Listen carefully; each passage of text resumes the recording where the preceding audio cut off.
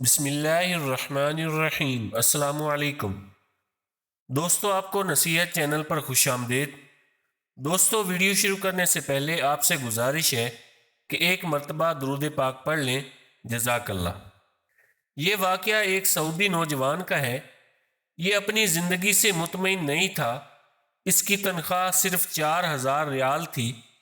شادی شدہ ہونے کی وجہ سے اس کے اخراجات اس کی تنخواہ سے کہیں زیادہ تھے۔ مہینہ ختم ہونے سے پہلے ہی اس کی تنخواہ ختم ہو جاتی اور اسے قرض لینا پڑتا۔ یوں وہ آہستہ آہستہ قرضوں کی دلدل میں ڈوبتا جا رہا تھا اور اس کا یقین بنتا جا رہا تھا کہ اب اس کی زندگی اسی حال میں ہی گزرے گی۔ ایک دن وہ اپنے دوستوں کی مجلس میں گیا۔ وہاں اس دن اس کا ایک دوست بھی موجود تھا جو بہت ہی عقل مند آدمی تھا، اور اس نوجوان کا کہنا تھا کہ میں اپنے اس دوست کے مشوروں کو قدر کی نگاہ سے دیکھتا تھا۔ کہنے لگا، میں نے اسے باتوں باتوں میں اپنی کہانی سنائی اور اپنی مالی مشکلات اس کے سامنے رکھیں۔ اس نے میری بات سنی اور کہا کہ میری رائے یہ ہے کہ تم اپنی تنخواہ میں سے کچھ حصہ صدقہ کے لیے مختص کرو۔ اس سعودی نوجوان نے حیرت سے کہا، جناب، مجھے گھر کے خرچے پورے کرنے کے لیے قرضے لینے پڑتے ہیں اور آپ صدقہ نکالنے کا کہہ رہے ہیں۔ خیر، میں نے گھر آ کر اپنی بیوی کو ساری بات سنائی تو بیوی کہنے لگی، تجربہ کرنے میں کیا حرج ہے؟ ہو سکتا ہے اللہ جل شانہ ہم پر رزق کے دروازے کھول دے۔ کہتا ہے، میں نے ماہانہ 4000 ریال میں سے صرف 30 ریال صدقہ کے لیے مختص کرنے کا ارادہ کیا اور مہینے کے آخر میں اسے ادا کرنا شروع کر دیا۔ قسم کھا کر کہتا ہوں، میری تو حالت ہی بدل گئی۔ کہاں میں ہر وقت مالی ٹینشنوں میں اور سوچوں میں رہتا تھا، اور کہاں اب میری زندگی گویا پھول ہو گئی تھی، ہلکی پھلکی آسان۔ قرضوں کے باوجود میں خود کو آزاد محسوس کرتا تھا۔ ایک ایسا ذہنی سکون تھا کہ کیا بتاؤں۔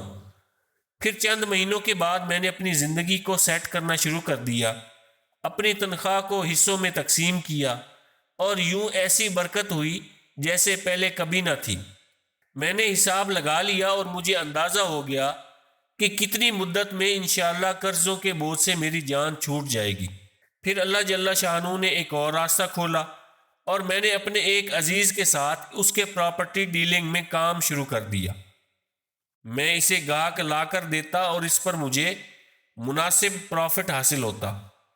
الحمدللہ، میں جب بھی کسی گاہک کے پاس جاتا وہ مجھے کسی دوسرے تک رہنمائی ضرور کرتا۔ میں یہاں پر بھی وہی عمل دہراتا کہ مجھے جب بھی پروفٹ ملتا میں اس میں سے اللہ کے لیے صدقہ ضرور نکالتا۔ اللہ کی قسم، صدقہ کیا ہے کوئی نہیں جانتا سوائے اس کے کہ جس نے اسے آزمایا ہو۔ صدقہ کرو اور صبر سے چلو، اللہ کا فضل سے خیر و برکتیں اپنی آنکھوں سے برستے دیکھو گے۔ اس کے ساتھ ساتھ جب آپ کسی مسلمان کو تنخواہ میں سے صدقہ کے لیے رقم مختص کرنے کا کہیں گے اور وہ اس پر عمل کرے گا تو آپ کو بھی اتنا ہی اجر ملے گا جتنا صدقہ کرنے والے کو ملے گا، اور صدقہ دینے والے کے اجر میں بھی کوئی کمی واقع نہیں ہوگی۔ ایسے ہی اگر آپ یہ میسج آگے نشر کیا اور کسی نے صدقہ دینے کا معمول بنا لیا تو آپ کے لیے بھی صدقہ دینے والے کے مثل اجر ہے۔ کیا آپ کو صدقہ کے فوائد معلوم ہیں؟ سن لیں۔ صدقہ دینے والے بھی اور جو اس کا سبب بنتے ہیں وہ بھی۔ صدقہ جنت کے دروازوں میں سے ایک دروازہ ہے۔ صدقہ اعمال صالحہ میں افضل عمل ہے اور سب سے افضل صدقہ کھانا کھلانا ہے۔ صدقہ قیامت کے دن سایہ ہوگا اور اپنے دینے والے کو آگ سے خلاصی دلائے گا۔ صدقہ اللہ جل شانہ کے غضب کو ٹھنڈا کرتا ہے اور قبر کی گرمی میں ٹھنڈک کا سامان ہے۔ میت کے لیے بہترین ہدیہ اور سب سے زیادہ نفع بخش چیز صدقہ ہے، اور صدقہ کے ثواب کو اللہ تعالیٰ بڑھاتے رہتے ہیں۔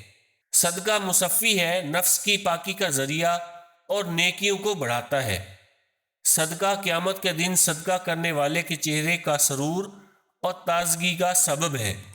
صدقہ قیامت کی ہولناکی کے خوف سے امان ہے اور گزرے ہوئے پر افسوس نہیں ہونے دیتا۔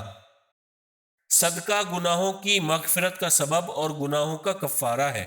دوستو، اگر آپ بھی چاہتے ہیں کہ آپ کے مال میں برکت اور مال میں اضافہ ہو تو آپ کو یہ ہمارا مخلصانہ مشورہ ہے کہ اپنی آمدنی میں سے کچھ نہ کچھ حصہ صدقہ کے لیے مختص فرما لیں اور دنیا اور آخرت کی ڈھیروں برکتوں سے مالا مال ہو جائیں۔ اللہ پاک سے دعا ہے کہ وہ ہمیں بھی اپنی راہ میں خرچ کرنے والا بنائے، آمین۔ دوستو، اپنا، اپنے رشتہ داروں کا اور گرد و نواح کے سب لوگوں کا خیال رکھیے۔